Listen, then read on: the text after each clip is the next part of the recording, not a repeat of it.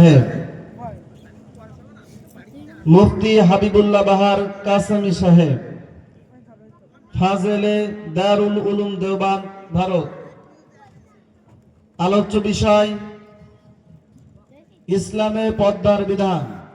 মুহতারামের আলোচ্য বিষয় ইসলামে পর্দার বিধান। আমি মুহতারামকে তার বিষয় ভিত্তিক গুরুত্বপূর্ণ আলোচনা পেশ করার জন্য সম্মিলিত যুব কমিটির পক্ষ থেকে সবিনয় অনুরোধ জানাচ্ছি।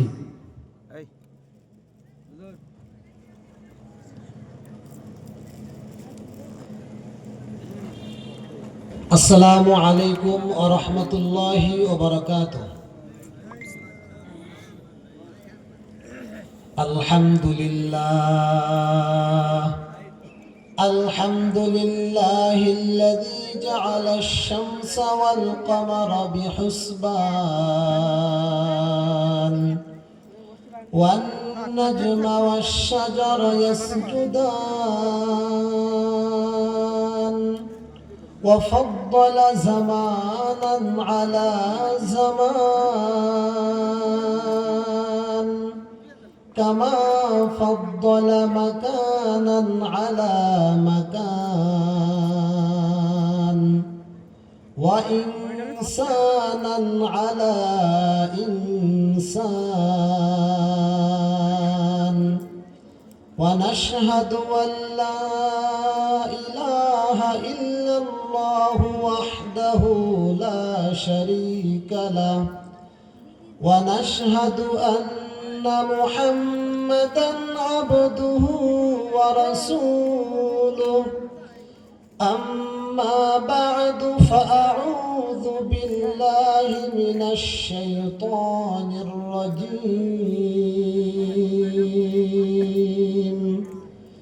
بسم الله الرحمن الرحيم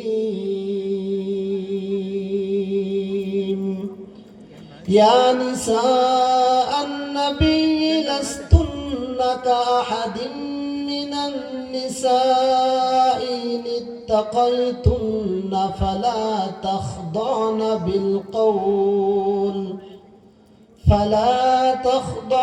بالقول فيطمع الذي في قلبه مرض وقلن قولا معروفا.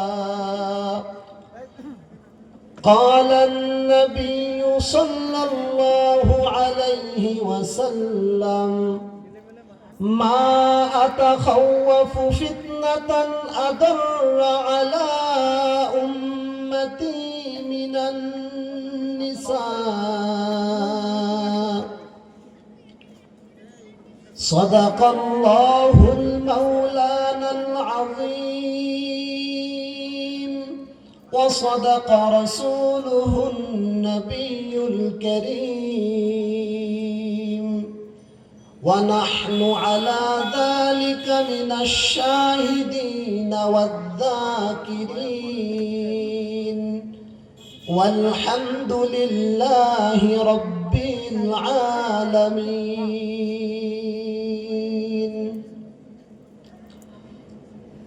سبحانك لا علم لنا إلا ما علمتنا إنك أنت العليم الحكيم. رب اشرح لي صدري ويسر لي أمري واحلل عقدة من لساني يفقه قولي.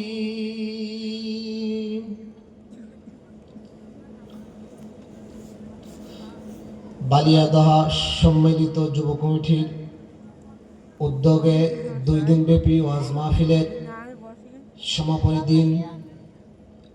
আজ দ্বিতীয় দিনের প্রধান বক্তা সম্মানিত সভাপতি দিগার উলামা ইকরাম, সামনে উপবিষ্ট বিভিন্ন এলাকা থেকে আগত আল্লাহ তাআলার প্রিয় বান্দা, পর্দার আড়ালে অবস্থানরতা সম্মানিত মা বোনেরা, সকলেই আল্লাহ তাআলার দরবারে এই দামি মজলিসে আসার তৌফিক দিয়েছেন। কৃতজ্ঞতা স্বরূপ সকলেই পড়ি আলহামদুলিল্লাহ। লক্ষ কোটি দরুদ ও সালাম সৈয়দুল মুরসালিন রাহমাতুল্লিল আলামিন শফিউল মুজনিবিন হযরত মুহাম্মদুর রাসূলুল্লাহ সাল্লাল্লাহু আলাইহি ওয়াসাল্লামের উপর।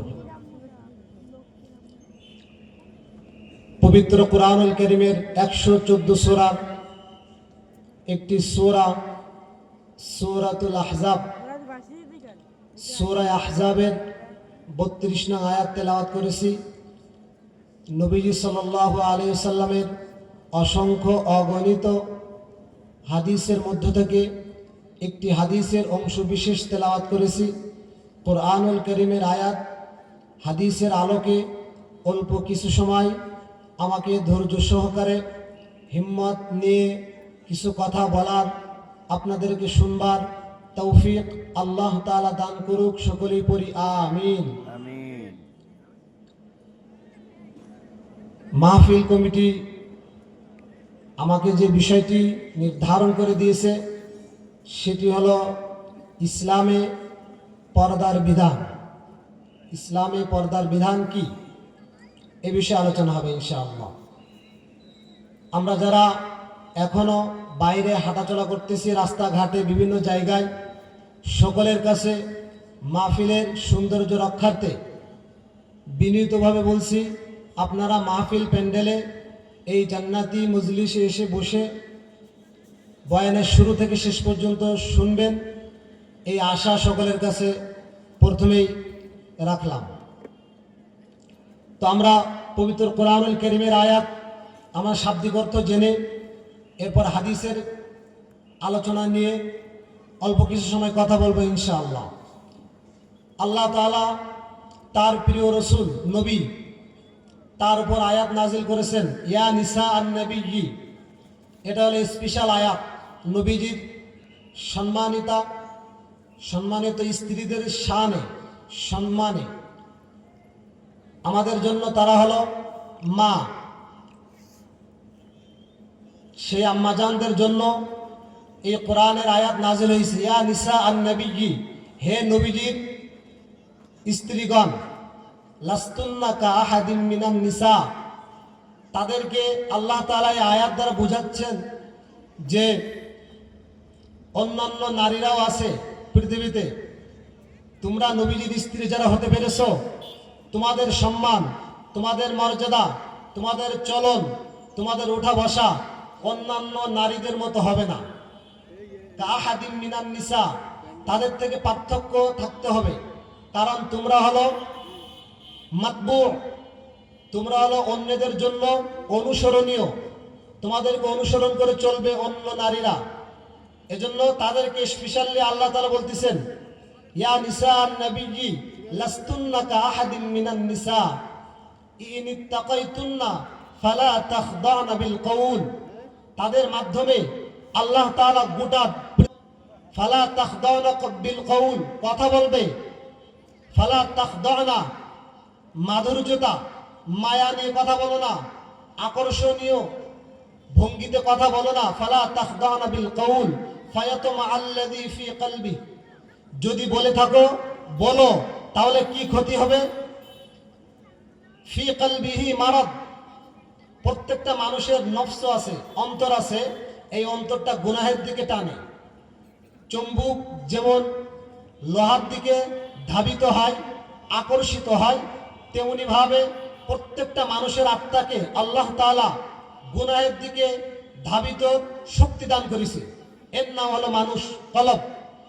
এজন্য তোমরা যদি এই মায়ায় কথা বলো, সুন্দর সাবলীল মায়ায় ভাষায় কথা বলো, আকর্ষণীয় ভাষায়, তাহলে পুরুষেরা পর পুরুষ গুনাহে জড়িত হয়ে যাবে। ফালা তাখদানা বিল কওল মারাদ, যাদের অন্তরের ভিতরে গুনাহ আছে, অন্তরটা গুনাহের দিকে ধাবিত, তারাই কথা শুনে গুনাহের ভিতরে জড়িত হয়ে যাবে। এমন ভাবে তোমরা কথা বলো না। তাদের মাধ্যমে সমস্ত পৃথিবীবাসীকে আল্লাহ তাআলা নিষিদ্ধ করে দিলেন, সতর্কতা দিলেন। ফালা তাখদানা বিল কওল ফায়াতমা আল্লাযী ফি কলবিহি মারাদ ওয়া কুলনা কাওলাম মা'রুফা।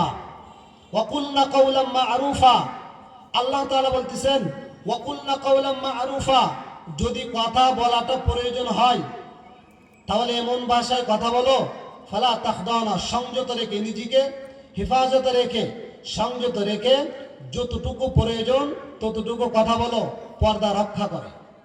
এই হলো শাব্দিক অর্থ। কোরআনুল কারীমের আয়াত যেটা তেলাওয়াত করেছি এটা শাব্দিক অর্থ। সম্মানিত হাজরিন, এবার আমরা জানবো ব্যাখ্যা। জাহিলি যুগের আমাদের নবীজি 570 ঈসাই সনে পৃথিবীতে এসেছেন। এর পূর্বে দীর্ঘ টাইম কোন নবী ছিলেন না পৃথিবীতে দাওয়াত দেওয়ার জন্য, মানুষকে গুনাহের পথ থেকে, ভুল পথ থেকে জান্নাতের পথে নেওয়ার জন্য এমন কোন নবী পৃথিবীতে দীর্ঘ টাইম ছিল না।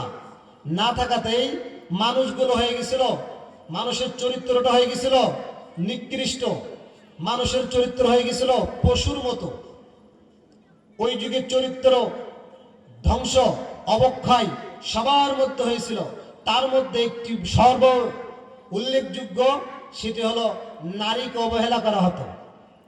নারী কোন ঘরে জন্মগ্রহণ করুক, এটা তাদের জন্য অভিশাপের কারণ ছিল, তাদের জন্য লজ্জার কারণ ছিল। এই লজ্জার থেকে পরিত্রাণের জন্য এই নারী জন্মগ্রহণ করার পরে ওই নারীকে মাটিতে পুঁতে রাখা, তাকে হত্যা করে দেওয়া, এটা যদি কোনো পুরুষ দিতে পারে তাহলে সে সমাজ একজন সম্মানিত মানুষ। এরকম জাহিলি যুগ হয়েছিল। নারীকে কোনো সম্মান ছিল না, নারীর অধিকার বলতে কিছুই ছিল না। না থাকাতেই এমন এক জাহিলি যুগে আল্লাহ তাআলা আমার নবীজিকে প্রেরণ করলেন। প্রত্যেক যুগে পৃথিবীর শুরু থেকে আল্লাহ তাআলা ওই সমাজের যে ফিতনা, যে গুনার প্রচলন আছে তার প্রতিপক্ষ হিসাবে তাদেরকে সংস্কারের জন্য, তাদেরকে সঠিক বানানোর জন্য প্রত্যেক যুগে আল্লাহ তাআলা একের পর এক সেই যুগে সেই হিকমত, সেই গুণ, সেই ইলম দান করে এরপর আল্লাহ তাআলা পৃথিবীতে এক একজনকে নবীকে পাঠিয়েছেন। তো আমার নবী, বিশ্ব নবী, রাহমাতুল লিল আলামিন নবীকে ওই যুগে আল্লাহ তাআলা পাঠিয়েছেন উত্তম চরিত্র দিয়ে। ওয়া ইন্নাকা লাআলা খুলুকিন আযীম, সূরা কলমের 4 নম্বর আয়াতে আল্লাহ তাআলা বলেন আমার নবীজিকে ওই যুগে সবথেকে শ্রেষ্ঠ সম্পদ, শ্রেষ্ঠ আদর্শ দিয়ে প্রেরণ করেছি। কেন? এই যুগের মানুষের ভিতরে চরিত্র বলতে কিছু নাই। আমার নবীজি একের পর এক জন্মের পর থেকে 40-এর কোঠায় যখন বয়স পৌঁছলো তখন নবীজির উপর কোরআনের আয়াত নাজিল হলো। এরপরে নবীজি কেমন মানুষদেরকে কোন দিকে নিয়ে গেলেন? কিতাবুন আনজালনাহু ইলাইকা লিতুখরিজান নাস মিনাজ যুলুমাতি ইলান নূর, অন্ধকারাচ্ছন্ন দুনিয়া, এই দুনিয়ার অন্ধকার থেকে মিনাজ যুলুমাতি ইলান নূর, অন্ধকার থেকে আমার নবীজি এই অসৎ মানুষদেরকে দ্বীনের দাওয়াত দিয়ে কোরআনের আলো আলোকিত করে মানুষদেরকে জান্নাতের দিকে নিয়েছেন। সুবহানাল্লাহ। কেমন ভাবে নিয়েছেন? বলে যে জাহিলি যুগে 100 কন্যা সন্তানকে হত্যা করেছে, 100 মানুষকে হত্যা করেছে। দাহিয়াতুল কলব এই ব্যক্তি নবীজির কাছে এসে বলতেছে আমি জাহিলি যুগে না বুঝে এরকম বড় পাপ করেছি, আমার কি কোনো মাফ আছে? তখন কুল ইয়া ইবাদিয়াল্লাযী আসরাফু আলা আনফুসিহিম, এই আয়াতের ব্যাখ্যায় বলেন যত গুনাহ করো না কেন, বান্দা যখন গুনাহ করে আল্লাহ তাআলার কাছে অবনত মস্তকে আসবে, অনুতপ্ত হবে, তওবা করবে, পিছনের সব গুনাহ মাফ হয়ে যাবে। সুবহানাল্লাহ। এরকম দাহিয়াতুল কলবির মতো মানুষ এত গুনাহ করার পরেও আমার নবীজির দরবারে এসে তিনি একজন নবীজির প্রিয় সাহাবী হয়ে গেলেন। আমি এই কথা বোঝাতে চাচ্ছি যে অন্ধকার মানুষদেরকে আমার নবীজি আলোর দিকে নিলেন, এরকম জাহান্নামী মানুষদেরকে জান্নাতের দিকে নিলেন, এরপরে পুরুষদেরকে জান্নাতে নিলেন। নারীদের অধিকার বলতে কিছু ছিল না, সম্মান বলতে কিছু ছিল না। এই সমস্ত নারীদেরকে আমার নবীজি কোরআনের জ্ঞানে, নবীজির হিকমতে এই জাহান্নামী মানুষদেরকে, অবহেলিত নারীদেরকে আল্লাহ তাআলা কেমন সম্মান দিয়েছেন যে আল জান্নাতু তাহতা আকদামিল উম্মাহাত। পুরো পৃথিবীবাসীকে আল্লাহ তাআলা বলেন হে পৃথিবীবাসী, তোমরা যদি জান্নাতে যেতে চাও তোমার মায়ের, তোমার পিতার পায়ের নিচে তোমাদের জান্নাত। এই এই পিতা মাতার পায়ের নিচে জান্নাত। অন্য আয়াতে আল্লাহ তাআলা বলেন, ওয়াকাযা রাব্বুকা আল্লা তা'বুদু ইল্লা ইয়্যাহু ওয়া বিল ওয়ালিদাইনি ইহসানা ইম্মা ইয়াবলুগান্না ইনদাকাল কিবারা আহাদুহুমা আও কিলাহুমা ফালা তাকুল লাহুমা উফফি ওয়া লা তানহারহুমা ওয়া কুল লাহুমা কাওলান কারীমা। পিতা মাতার সম্মান বাড়িয়েছেন, এই বিষয় আমার আলোচ্য বিষয় নয়, কিন্তু এখানে আল্লাহ তাআলা বলতেছেন কি, পিতা মাতার সম্মান দান করেছে আমি আল্লাহ। মাকে সম্মান দান করেছেন। এই মা মেয়ে মহিলা, মা মেয়ে মহিলা তিনটা সম্মানিত শব্দ। এই মা মেয়ে মহিলার মাদেরকে আল্লাহ তাআলা কেমন সম্মান দান করেছে? অন্য আয়াতে আল্লাহ তাআলা বলেন, এই পিতা মাতা যদি অপরাধ করে, তারা যদি কাফেরা হয়, বিধর্মীয় হয়, ওয়া ইন কানা যালিমাহু, নবীজি সাহাবায়ে কেরামদেরকে তিনবার বললেন, তোমার মা যদি অপরাধ করে তুমি বিচার করার অধিকার রাখো না। মা, মাথার মুকুট, সেরে তাজ, সম্মানিত এই মাদেরকে আল্লাহ তাআলা কোরআনের মাধ্যমে, নবীজির আগমনের মাধ্যমে সম্মানিত করেছেন। এর ইসলাম আসার কারণে হয়েছে। পৃথিবীতে দেখবেন নারীবাদী একটা স্লোগান চলতেছে, নারীবাদী, সমান অধিকার চাই, সমান অধিকারের নামে স্লোগান। এই স্লোগান শুরু হয় 1837 ঈসাই খ্রিস্টাব্দে। ফ্রান্সের এক নারী তার স্বামীর ঘর থেকে বের হয়ে তিনি স্লোগান দিলেন যে আমি স্বামীর ঘরে আর থাকবো না, কারণ স্বামীকে শুধু আমি সারাদিন শ্রম দিব, আমি ব্যক্তিগত কিছু করতে পারবো না, এই অধিকার রাখি না, আরেকজনের অধিকারের অধীনে থাকতে চাই না। এরকম স্লোগান দেওয়ার পরে এই স্লোগানের সাথে একমত পোষণ করে 1882-তে নেদারল্যান্ডে আরো কয়েকজন নারী একত্রিত হলো নারীবাদী স্লোগানে। তারা ঘরে থাকবে না, আবদ্ধ ঘরে থাকবে না, থাকবো না আর বদ্ধ ঘরে, দেখবো এবার জগৎটারে, থাকবো না আর স্বামীর ঘরে, দেখবো এবার জগৎটারে। এবং স্লোগান দিয়ে তারা বললেন, না, এই স্বামীর অধীনে থাকতে চাই না, নারী পুরুষ সমান অধিকার চাই। এই কথা সামনে রেখে তারা 1882-তে তারা এক আন্দোলন করলো নেদারল্যান্ডে। এরপরে যুক্তরাষ্ট্র করলো 1890-তে। এরপরে 1960 দশকে এটা আমেরিকায় আন্দোলন হলো। এরপরে এরকম আন্দোলন করতে করতে নারী পুরুষ সমান অধিকার চাই এই স্লোগান দিয়ে মা বোনদেরকে ঘর থেকে বের করেছে। বের করে তারা, পুরুষেরা যারা বের করেছে, তারা বের করে কি বানিয়েছে? নারীকে বানিয়েছে দুটো। একটা হলো ভোগের বস্তু, ভোগ করবে নারীকে দিয়ে, আর একটা হলো নারীকে দিয়ে উপার্জন করবে। নারীকে দিয়ে উপার্জন করবে। নারী ছিল ঘরে, নারী ছিল মাতার মুকুট, নারী ছিল সম্মানের, নারী ছিল মা, নারী ছিল বোন। এই সম্মান থেকে তাদেরকে বের করে নিয়ে তাদেরকে বানিয়েছে কি? আজ আমাদের দেশে দেখা যায় নারীরা আন্দোলন করে, নারীরা মাঠে আন্দোলন করে। এই ঘর থেকে বের করলো কারা? নারীবাদী স্লোগানের ভিত্তিতে তাদেরকে বুঝিয়েছে যে স্বামীর ঘরে থেকে তুমি আবদ্ধ থাকবে কেন? আর ইসলাম করে স্বামীর ঘর সম্মানের ঘর। একজন নারী 4 পুরুষের অধীনে যখন থাকবে তার সম্মান থাকবে, মাতার মুকুট। 1 নম্বর, নারী যখন কন্যা থাকে, ছোট থাকে, থাকে তার বাবার বাসায়, সে থেকে কন্যা, আমরা বলে থাকি রাজকন্যা, কি বলেন? এরপরে যখন ওই স্বামী, এই কন্যাটা যখন স্বামীর ঘরে চলে যায়, তখন থেকে বধূ, তখন থেকে ভালোবাসার পাত্র, স্ত্রী, সেখানেও সম্মানের। এরপরে যখন ওই মা, ওই বোন যখন সন্তান ধারণ করে, সন্তানের মা হয়, তখন সন্তানের ছেলে তার মা হয়, সম্মানিত হয়, অনেক সম্মানের হয়, সেটা ক্ষান্ত নয়। এরপরে যখন ওই নারী বার্ধক্যে পৌঁছায়, তখন সে সবার দাদি নানি অনেক সম্মানের হয়। তো ঘরে থাকবে নারী সম্মান বহাল থাকবে, অটুট থাকবে। আর যখন নারী স্লোগান দিয়ে যখন বাইরে নামবে, নারীর সম্মান বলতে কিছু পাবে না। দিনে দিনে তারা ঢাকার বুকে রাজপথে তাদের বেতন আদায়ের দাবিতে রাজপথে স্লোগান দিতে হবে, আন্দোলন করতে হবে, পুলিশের গরম পানির মুখে দাঁড়াতে হবে, পুরুষের সাথে তালে তাল মিলে আন্দোলন করবে। এতে সম্মান ফিরে পাবে না, সম্মানের নামে হবে অপমান। কি বলেন? সম্মানের নামে হবে অপমান। যারা এই দাবি নিয়ে মাঠে আছে, তারা নারীকে সম্মান দিতে চায় না।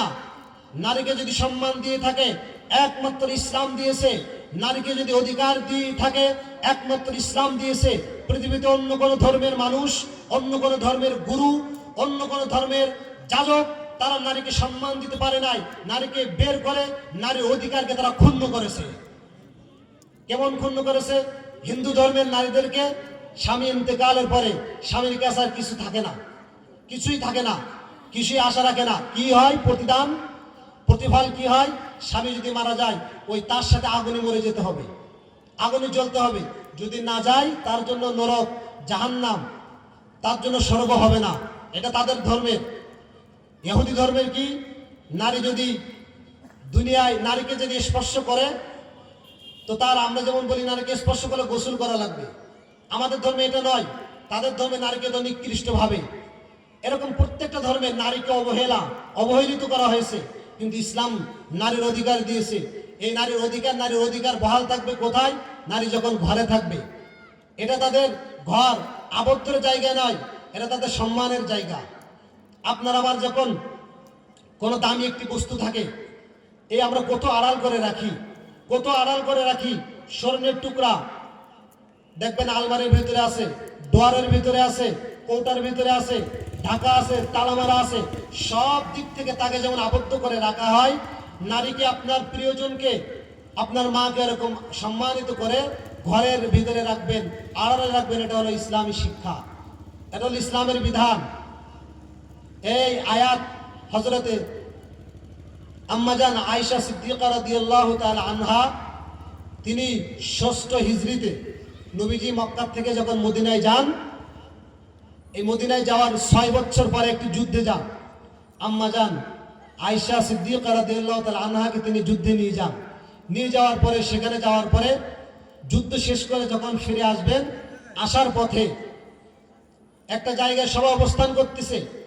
শেষ রাতে নবীজি বলেন আমরা এখান থেকে চলে যাব।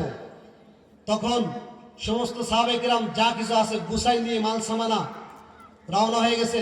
এমন তো অবস্থায় নবীজির স্ত্রী আম্মাজান আয়েশা, তিনি কাজে হাজত পুরা করার জন্য টয়লেটে গিয়েছেন, একটু ঝোপের ভিতরে। যাওয়ার পরে সেখানে তিনি হাজতের ভিতরে আসেন, এদিকে কাফেলা চলে গেছে। কাফেলা চলে গেছে, যাওয়ার পরে এরপরে নবীজির স্ত্রী যখন হাওদার ভিতরে উটের পিঠে উঠে যখন নেওয়া হলো, তার যে হাওদা ছিল এটা উঠানো হয়েছে, উঠাই নিয়ে চলে গেছে। আম্মাজান আয়েশা এসে দেখেন যে আমার সেই কাফেলা চলে গেছে, আর কাফেলা নাই। তখন আম্মাজান কি করলেন? সেখানে অবস্থান করলেন, অপেক্ষা করলেন। কিছু দূর যাওয়ার পরে নবীজি বুঝতে পারলেন যে আয়েশা আসে নাই, মনে হয় সেখানে থেকে গেছে। নবীজি আবার পিছনে একজন সাহাবীকে রেখে এসেছিলেন, তার নাম ছিল সফওয়ান ইবনুল মুআত্তাল। এই সাহাবীকে রেখে এসেছেন। রেখে এসে সাহাবী যখন সকাল হলো, তখন আড়াল থেকে একটু দেখতে পেলেন যে আম্মাজান আয়েশা সিদ্দিকা তিনি একটি ঝোপের পাশে তিনি শোয়া আছেন। এটা দেখে তিনি জোরে বলে উঠলেন, ইন্না লিল্লাহি ওয়া ইন্না ইলাইহি রাজিউন। তিনি দেখে চিনে ফেললেন। তা আমরা বলতে পারি যে নবীজির স্ত্রী পর্দা করলো না, তাকে দেখে চিনে ফেললো। আম্মাজান আয়েশাকে সফওয়ান ইবনুল মুআত্তাল ছোটবেলায় থেকে চিনতেন। যখন পর্দার আয়াত নাজিল হয় নাই তখন থেকে চিনতেন। সেই দেখে যখন প্রথম এক পলক দেখলেন, দিকে চিনে ফেলেছেন এবং ইন্না লিল্লাহি ওয়া ইন্না ইলাইহি রাজিউন পড়ে তিনি চোখটা অন্যদিকে ঘোরায়া তিনি তার উটের হাওদাকে নিচু করে তিনি সরে গেলেন। আর আম্মাজান আয়েশা উটের হাওদার ভিতরে উঠে চলে গেলেন। চলে যাওয়ার পরে মদিনায় আসার পরে সকলেই অপবাদ দিতে থাকলো, তহমাত দিতে থাকলো। কি তহমাত? যে সফওয়ানের সাথে অবৈধ কাজে জড়িত হয়েছে আম্মাজান আয়েশা, এরকম একটা মিথ্যা তহমাত। আর ওই সময় বড় মুনাফিকদের সর্দার ছিল আব্দুল্লাহ ইবনে উবাই ইবনে সালুল। সে এই খবরটা মিথ্যা এই রটানো শুরু করলো সমাজের ভিতরে। এরপরে একের পর এক দীর্ঘদিন পরে আল্লাহ তাআলার পক্ষ থেকে, যেমন হযরতে ইউসুফ আলাইহিস সালামের চরিত্র সত্যতা সম্পর্কে যেমন এক ছোট বাচ্চা সাক্ষ্য দিয়েছিল, মারিয়াম আলাইহিস সালামের যেমন তার চরিত্র সম্পর্কে ঈসা আলাইহিস সালাম সাক্ষ্য দিয়েছিল, তেমনি ভাবে আম্মাজান আয়েশা সিদ্দিকা রাদিয়াল্লাহু তাআলা আনহার সত্যতা সম্পর্কে, তার চরিত্র সঠিক আছে, সতীত্ব ঠিক আছে, এই সম্পর্কে স্বয়ং আল্লাহ তাআলা কোরআনের 10টি আয়াত নাজিল করেছেন সূরা নূরের ভিতরে। বিশাল আলোচনা। সূরা নূরের ভিতরে পর্দার আয়াত নাজিল হলো। সূরা নূর হযরত ওমর ফারুক রাদিয়াল্লাহু তাআলা আনহু তিনি যখন ক্ষমতায় ছিলেন তখন কুফাবাসী সহ গোটা পৃথিবীবাসীকে একটা ফরমান জারি করলেন, আল্লিমু নিসাআকুম সূরাতুন নূর। সূরা নূরে মা বোনদেরকে শিক্ষা দাও, সমস্ত মা বোনদেরকে তোমরা সূরা নূর শিক্ষা দাও। কেন? এই সূরা নূরের ভিতরে অনেক দীর্ঘ নারীদেরকে নিয়ে আলোচনা করা হয়েছে। আল খাবিসাতু লিল খাবিসিন ওয়াল খাবিসুনা লিল খাবিসাত আত-তাইয়িবাতু লিত-তাইয়িবিন ওয়াত-তাইয়িবুনা লিত-তাইয়িবাত। আল্লাহ তাআলা বলেন এই আয়াত দ্বারা আম্মাজান আয়েশার শানে নাজিল হয়ে গোটা পৃথিবীবাসীকে বলে দিলেন যে নবীজি যেমন চরিত্রবান, নবীজির চরিত্র যেমন পবিত্র, তেমনি ভাবে নবীজির যে সহধর্মিনী স্ত্রী আছেন তার চরিত্র পবিত্র, কোনো সন্দেহ নাই। এর আয়াত নাজিল করে পুরা পৃথিবীবাসীকে জানিয়ে দিলেন তোমার চরিত্র যদি ঠিক থাকে, তোমার ঘরে যে স্ত্রী আসবে, যিনি থাকবেন, তোমার সহধর্মিনী হবেন, তার চরিত্র কিন্তু এরকম দামি হবে, তার সতীত্ব ঠিক থাকবে। তোমার চরিত্র যদি দুর্বল থাকে, তোমার ঘরে যে স্ত্রী আসবে তার চরিত্র এরকম দুর্বল থাকবে, নষ্ট থাকবে। আবার স্ত্রীর ক্ষেত্রেও তাই, তার চরিত্র যদি দুর্বল থাকে।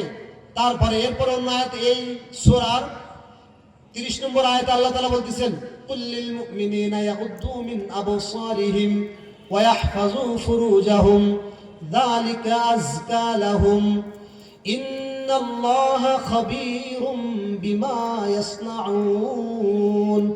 কুল্লিল মুমিনিন, আল্লাহ তাআলা তার নবীকে দিয়ে গোটা পৃথিবীবাসীকে জানিয়ে দিলেন, হে পৃথিবীবাসী মুমিন, তোমরা জেনে নাও তোমাদের জন্য আমি আল্লাহ তাআলার পক্ষ থেকে পর্দার বিধান কেমন করা হয়েছে। মুসলমান নবীর উম্মত, কুল্লিল মুমিনিন, আমার আল্লাহ তাআলা মুমিনদেরকে জানিয়ে দিলেন, কুল্লিল মুমিনিনা ইয়াগুদ্দু মিন আবসারিহিম। কুল্লিল মুমিনিন, হে মুমিন, তোমাদের ইয়াগুদ্দু মিন আবসারিহিম, তোমাদের চক্ষুদ্বয়কে হেফাজতে রাখো, অবনত রাখো, নিচের দিকে রাখো। আরিফ বিল্লাহ শাহ হাকিম আখতার রহমতুল্লাহি আলাইহি তার কিতাবের ভিতরে লেখেন, আত্মার ব্যাধি ও তার প্রতিকার, এই কিতাবের মধ্যে তিনি লেখেন, বান্দা যদি চক্ষুদ্বয়কে হেফাজতে রাখে, চোখের হেফাজত যদি বান্দা করতে পারে, ওই বান্দা আল্লাহ তাআলার কাছে কেমন দামি হবে। বলে বান্দা, মানুষের 3টা চক্ষু আছে, ওই চক্ষু একটা হলো বাইরের চক্ষু, অন্তরের চক্ষু। বান্দা যদি বাসরাত হেফাজত করতে পারে, আমার আল্লাহ তাআলা বাসিরাত দান করবেন। কুল্লিল মুমিনিনা ইয়াগুদ্দু মিন আবসারিহিম, আমার আল্লাহ পুরুষদেরকে বললেন চক্ষুদ্বয়কে হেফাজতে থাকো, মানে চক্ষু দিয়ে বেগানার দিকে তাকিও না। এরপরে বললেন মিন আবসারিহিম ওয়া ইয়াহফাযু ফুরুজাহুম, তোমাদের লজ্জা স্থানের হেফাজত করো, যদি করতে পারো। যালিকা আযকা লাহুম, দুনিয়ার কোন মানুষ তোমার চরিত্র সঠিক আছে এই সার্টিফিকেট দিতে হবে না। যালিকা আযকা লাহুম, এই চরিত্র যদি তুমি অর্জন করতে পারো, এই বিধান যদি তুমি মানতে পারো, তাহলে আমার আল্লাহ বলেন যালিকা আযকা লাহুম, তোমার চরিত্র পবিত্র। আমি আল্লাহ তাআলা বলে দিলাম, ইন্নাল্লাহা খাবীরুম বিমা ইয়াসনাউন, আমার আল্লাহ অন্তরের কথা জানেন, সব কিছু জানেন।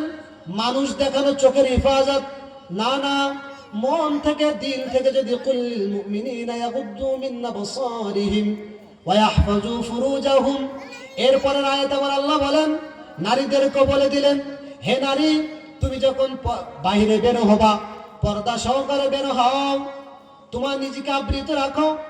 আমরা যেমন বলি পর্দা, এটার আরবি হলো ইমরাতুন, এটার আরবি হলো ইমরাতুন। ইমরাতুন মানে ঢেকে রাখা, পর্দা ইফকুন মানে বদলে যাওয়া। তোমার রংটাকে তুমি বদলে দাও, ঘরের পরিবেশটাকে ঠিক রেখো না, ঘরের যে পরিবেশ আছে এই পরিবেশ নিয়ে বের হয়েও না, এটাকে বদলায় দাও, পর্দা সহকারে বের হও। কুল্লিল মুমিনিন ইয়াগুদ্দু মিন আবসারিহিম ويحفظوا فروجهم ذلك أزكى لهم إن الله خبير بما يصنعون আমার আল্লাহ তাআলা পর্দার বিধান নাজিল করেছেন বিভিন্ন আয়াতের মাধ্যমে ইয়া নিসান নবী লাস্তুন্না কাহাদিন মিনান নিসা ইন ইত্তাকাইতুন্না ফালা তাখদানা বিল কওল হে পুরুষ যখন তোমরা কথা বলবে, হে নারী যখন তোমরা কথা বলবে, দুইজন এমন ভাবে কথা বলো না যে কথার কারণে একজন আরেকজনের প্রতি আকৃষ্ট হয়ে যাবে। যদি চলে যাও এমন আকৃষ্টর দিকে চলে যাও তাহলে তোমরা গুনাহে জড়িত হয়ে যাবে। ফি কলবিহি মারাদ ওয়া কুলনা কাওলাম মা'রুফা আর যদি কথা বলো সত্য কথা বলো। আল্লাহ তাআলা অন্য আয়াতে বলেন হে নারী তোমরা স্বামীর অধীনে থাকো। হযরতে আদম আলাইহিস সালামকে যখন জান্নাতের ভেতরে আল্লাহ তাআলা পাঠাইলেন, পাঠাইয়া তার স্ত্রীকে ইঙ্গিত করে আদমকে একটা বাণী দিলেন, রগাদান হাইতু শিতুমা ওয়ালা তাকরাবা হাদিহিশ শাজারাতা ফাতাকুনা মিনাল যালিমিন। খাওয়ার বেলায় তোমাকে স্বাধীনতা দেওয়া হয়েছে, কি খাবার খাবা এটা স্বাধীনতা দেওয়া হয়েছে, কিন্তু চলার স্বাধীনতা দেই নাই। চলার বেলায় স্বামীর অধীন হয়ে চলো। আল্লাহ তাআলা হযরত হাওয়া আলাইহিস সালামকে ইঙ্গিত করে বলেন হে নারী তুমি যখন চলবা তোমার স্বামীর অনুগত হয়ে চলো, স্বামীর অধীনে থেকো। ওয়ালা তাকরাবা হাদিহিশ শাজারাতা ফাতাকুনা মিনাল যালিমিন। ইহুদিরা এখান থেকে একটা কথা নেয় যে নারীর কারণে হযরত আদম আলাইহিস সালাম তিনি অন্যদিকে চলে গেলেন, গুনাহের দিকে চলে গেলেন, এজন্য নারীকে ঘৃণা করে। ইহুদি ধর্ম নারীকে ঘৃণা করার একটা কারণ এখান থেকে যে তারা নারীকে কেন অবহেলা করে, যে নারীর কারণে হযরত আদম আলাইহিস সালাম তিনি গুনাহের দিকে চলে গেলেন, আল্লাহ তাআলা সীমা লঙ্ঘন করেছে, এজন্য নারীর কারণে এই নারী হলো খারাপ। কিন্তু না, আল্লাহ তাআলা এখান থেকে যদি আম্মাজান এই ফল না খেতেন তাহলে আমরা দুনিয়া আসতে পারতাম না, আমরা এই দুনিয়া আসতে পারতাম। এটা আল্লাহর একটা হিকমত। ফিআলুল হাকিম লা ইয়াখলু আনিল হিকমা। বড়দের কথা, জ্ঞানীদের কথা হিকমত থেকে শূন্য নয়।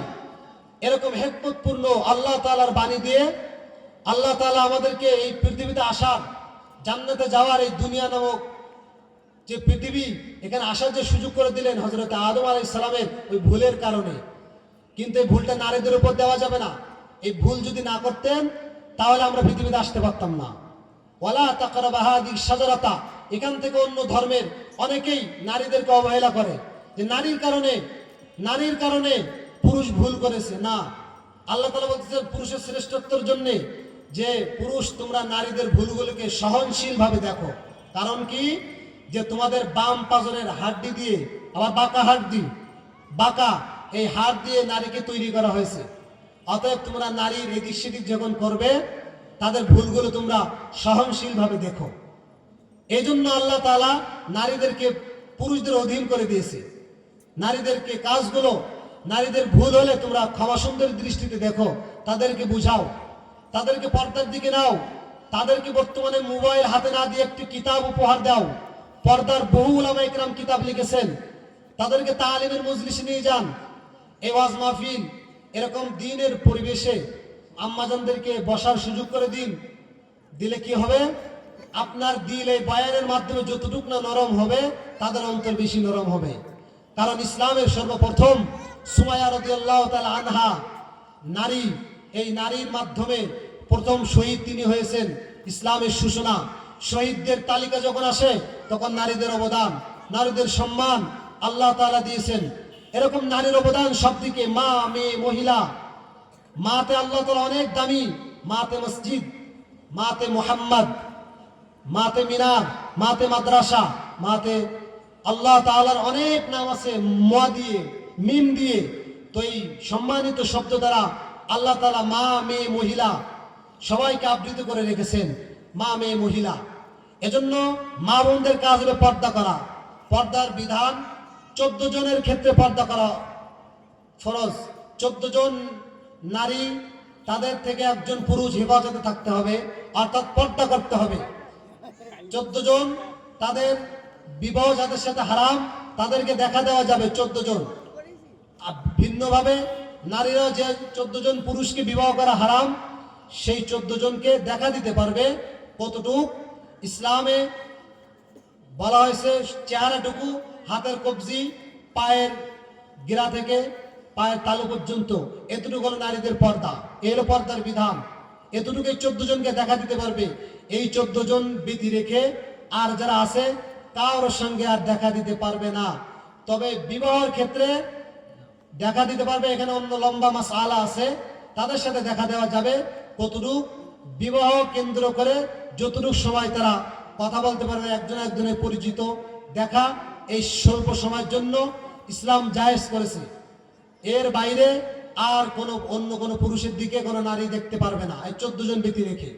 এর পর্দার বিধান, হুররিমাত আলাইকুম উম্মাহাতুকুম ওয়া বানাতুকুম ওয়া আখাওয়াতুকুম ওয়া আম্মাতুকুম ওয়া খালাতুকুম ওয়া বানাতুল আখি ওয়া বানাতুল উখতি, সূরা নিসার ভিতরে আল্লাহ তাআলা ধারাবাহিক বলে দিয়েছেন এই 14 জন। এরকম করে পর্দার বিধান আল্লাহ তাআলা দিয়েছেন। পর্দা করা ফরজ। ইমাম আউজাঈ রাহমাতুল্লাহ আলাইহি বলেন, পর্দা ফরজ। সারা শরীর যেমন পর্দা ফরজ, নারীদের কণ্ঠ পর্দা, নারীদের কণ্ঠ পর্দা। এই নারীরা যেন তাদের কণ্ঠকে হেফাজত করে, তাদের কণ্ঠকে যেন পরপুরুষকে শোনায় না। যতটুকু প্রয়োজন পর্দার আড়াল থেকে না বললে নয়, এতটুকু বলার অনুমতি ইসলাম দিয়েছে। তাছাড়া আর কোনো সুযোগ ইসলাম দেয় নাই। এলো নারীদের পর্দার বিধান। কেমন পর্দা? নবীজি সাহাবায়ে কেরামের সামনে পর্দার আলোচনা করতেছে যে কোন নারী দামি, কোন নারী সব থেকে দামি। তখন হযরতে আলী রাদিয়াল্লাহু তাআলা আনহু তিনি ঘরে চলে গেলেন। ঘরে গিয়ে ঘর থেকে বের হয়ে এসে বলতেছে যে ওই নারী সব থেকে দামি যে নারী পর্দা করে। নবীজি বললেন, এমন দামি কথা কে বলেছে? তখন হযরতে আলী বলেন, আমার স্ত্রী হযরতে ফাতেমা বলেছে। তখন নবীজি বলছেন, হ্যাঁ, এমন ফাতেমার জবান থেকে এমন দামি কথা বের হতে পারে। এত দামি ফাতেমা হয়েও এই ফাতেমাকে নবীজি স্পেশাল বললেন, ইয়া ফাতেমা তু আনকিজি নাফসাকি মিনান নার, ইয়া ফাতেমা তু আনকিজি নাফসাকি মিনান নার। নবীজি রাহমাতুল লিল আলামিন তার কন্যা হযরতে ফাতেমাকে নবীজি বললেন, ইয়া ফাতেমা, হে আমার কন্যা, আনকিজি, নিজেকে বাঁচিয়ে রাখো, নিজেকে বাঁচিয়ে রাখো, মিনান নার, জাহান্নামের আগুন থেকে, নিজেকে জাহান্নামের আগুন থেকে বাঁচিয়ে রেখো।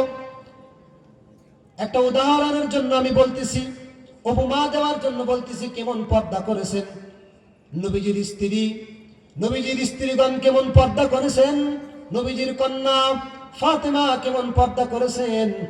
এমন কথা বলার পরে, দামি ব্যক্তি হওয়ার পরেও আমার এই ফাতেমা ইন্তেকালের পূর্বে তার স্বামীর কোলে মাথা রেখে স্বামীকে 4টা কথা বলতেছে, হে আমার স্বামী, আমাকে আপনি ইন্তেকালের পরে 4টা কাজ করবেন। মুসলমান নবীর উম্মত হযরতে ফাতেমা তার স্বামীকে ডাক দিয়ে বলেন, 4 কাজের 1 কাজ, আমি যখন দুনিয়া থেকে চলে যাব, আপনি আমার জানাজার নামাজ পড়াবেন, রাতের আধারে কবরে রেখে আসবেন, অল্প কয়েকজনকে দিয়ে জানাজার নামাজ আদায় করবেন, এই রাতের মধ্যে আমাকে দাফন করে দিবেন। এমন করে যখন ফাতেমা তার আবদারগুলো স্বামীর কাছে আরজ করতেছে, আল্লাহর কি কৃষ্মা, এই আবদার করার সাথে সাথে রাতের অন্ধকারে হযরতে ফাতেমা ইন্তেকাল করলেন। এরপরে ফাতেমা গোসল হয়ে গেল, কাফন হয়ে গেল, অল্প কয়েকজনকে নিয়ে জানাজার নামাজ আদায় করিয়া কবর খোঁড়ার জন্য নবীজির একজন দরবেশ সাহাবী হযরতে আবু যর গিফারি রাদিয়াল্লাহু তাআলা আনহু তাকে দিয়ে কবর খুঁড়াচ্ছে, কবর খুঁড়তেছে, দাফনের ব্যবস্থা করতেছে। এরপরে কবর খোঁড়া যখন শেষ হয়ে গেল, কবরবাসীদেরকে উদ্দেশ্য করে আবু যর কবরের বাসীকে উদ্দেশ্য করে বলতেছে, হে কবরের মাটি, জেনে নাও আজকের তোমার ভেতরে কে আসবে জানুনি? রাহমাতুল লিল আলামিন, সরকারে দো আলম, রাহমাতুল লিল আলামিনের কন্যা হযরতে ফাতেমা তোমার ভেতরে রাখা হবে। খবরদার, ফাতেমার সাথে যেন কোনো প্রকার আযাব না হয়, খারাপ আচরণ না হয়। এরকম করে যখন কবরকে উদ্দেশ্য করে বললেন। আবার দ্বিতীয় প্রশ্ন, তোমার ভিতরে কাকে রাখা হবে জানোনি? তোমার ভিতরে রাখা হবে হযরত আলীর স্ত্রী তৃতীয় প্রশ্ন, কবর তোমার ভিতরে কাকে রাখা হবে জানোনি? তোমার ভিতরে রাখা হবে হাসান হুসাইনের আম্মা জান, জান্নাতের সরদারনি হযরতে ফাতেমাকে রেখে দেওয়া হবে কবর তোমার ভেতরে। এরকম করে যখন আবু জহর কবরের সামনে দাঁড়িয়ে বললেন, বলার পরে কবরের জবান খুলে গেছে। কবর বলতেছে, আমি নবীজির কন্যাকে চিনি না, আমি হযরত আলীর স্ত্রীকেও চিনি না, আমি চিনব নে কামল নিয়ে যে আসবে তাকে আমি মাফ করে দিব। আল কবরু রাউযাতুম মির রিয়াজিল জান্নাহ আও হুফরাতুম মিন হুফারিন নার। আমার আল্লাহ তাআলা বলেন, হে পৃথিবীবাসী, কবরের ভিতরে যাওয়ার আগে 3 প্রশ্নের জবাব গুছিয়ে নিয়ে যেও। আমার নবীজিকে স্পেশাল আল্লাহ তাআলার পক্ষ থেকে হাদিয়া এসেছিল মিরাজ। আমার নবীজি যখন মেরাজে গেছেন, যাওয়ার পরে নবীজিকে জান্নাত জাহান্নাম দেখানো হয়েছে। জাহান্নামের ভিতরে যখন নবীজি দেখলেন দূর থেকে, জাহান্নামের ভিতরে অধিকাংশ নারী জাহান্নামের আগুনে জ্বলতেছে। জিবরাইল আলাইহিস সালামকে প্রশ্ন করলেন, জাহান্নামে কেন নারীরা? বলে, নারীরা বেশি বেপরদায় চলে, গীবাত শিকায়ত করে, হিংসা করে, এরকম হিংসা করার কারণে নারীরা জাহান্নামে যাবে। মুসলমান নবীর উম্মত মা বোনেরা যারা আছেন, পর্দার আড়ালে মা বোনেরা, জাহান্নামের আগুন থেকে বাঁচার জন্য নিজের শরীরকে ঢেকে রাখতে হবে, কণ্ঠকে হেফাজতে রাখতে হবে। নারীর পর্দা এটা ফরজ। নামাজ অল্প সময়ের জন্য ফরজ হয়, ওই ওয়াক্তের নামাজ ভিন্ন ওয়াক্তে ফরজ, আবার অন্য ওয়াক্তের নামাজ আবার ফরজ, স্বল্প সময়ের জন্য। কিন্তু পর্দা এমন এক বিধান, বালেগ হওয়ার পর থেকে, বালেগ হওয়ার পর থেকে মৃত্যুর আগ পর্যন্ত ওই বান্দাবান্দির জন্য পর্দার বিধান ফরজ থাকে, সার্বক্ষণিক।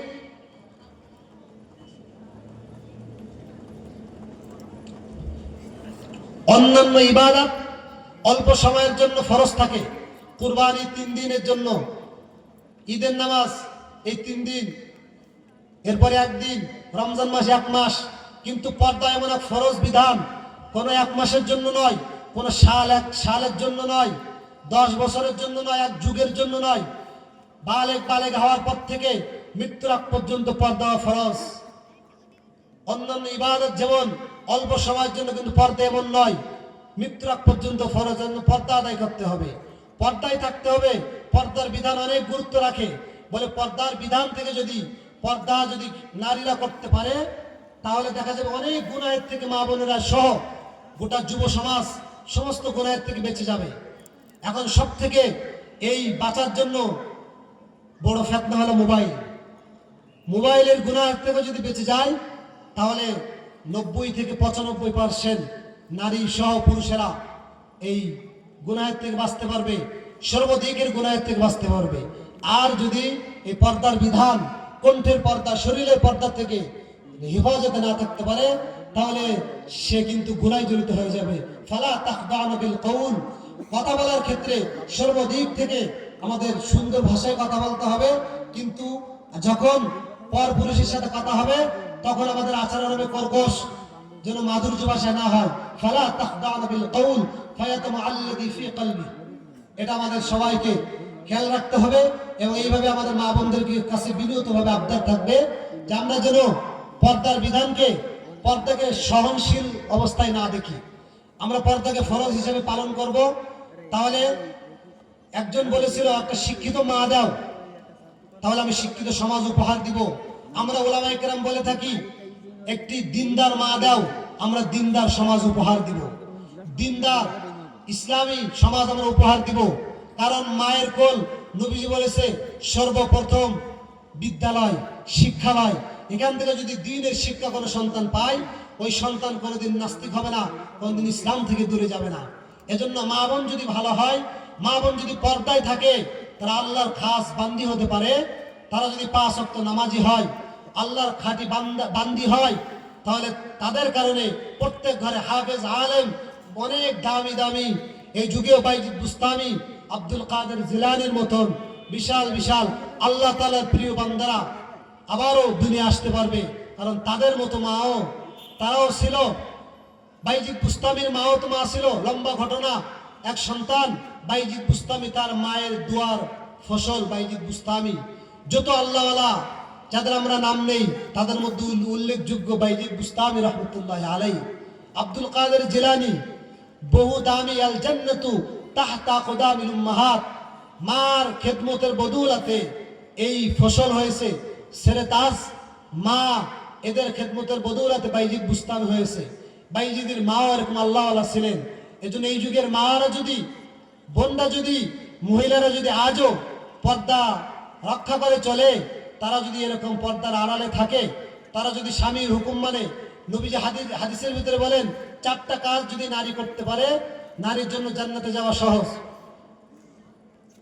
আল মাররাতু ইযা সাল্লাত খামসাহা ওয়া সামাত শাহরাহা ওয়া আহসানাত ফারজাহা ওয়া আতাআত বা'লাহা ফালতাদখুলান্না মিন আইয়ি আবওয়াবিল জান্নাতি শাআত।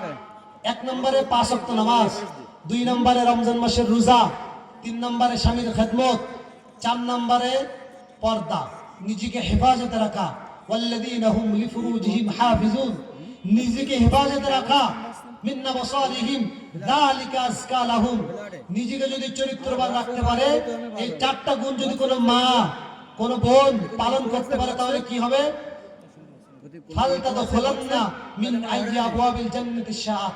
শাআত মানে চাই, যেমন ইচ্ছা তেমনি ভাবে জান্নাতের 8টা দরজা দিয়ে, যে কোনো দরজা দিয়ে মা বোনেরা জান্নাতে যেতে পারবে। সুবহানাল্লাহ। সহজ 4টা কাজ। মুসলিম শরীফ এবং বুখারী শরীফে হাদিস এসেছে, আল মাররাতু ইযা সাল্লাত খামসা, মা বোনদের জন্য জান্নাতে যাওয়া অনেক সহজ। আর সাথে সাথে আমার নবীজি যে জিনিস যত দামি, ওই জিনিসের বিপরীতটা অনেক বেদামি, অবমূল্যায়ন। কেমন? বলে নারী অনেক সম্মানের, অনেক দামি।